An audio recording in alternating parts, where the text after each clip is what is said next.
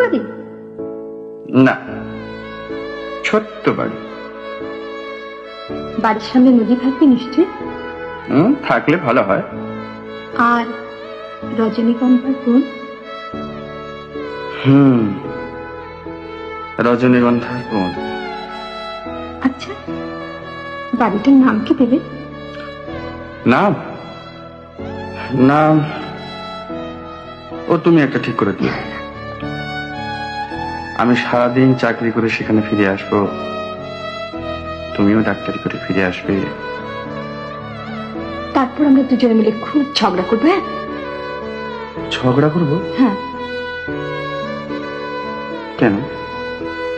কেন? তোমার ভালো মনের জন্য।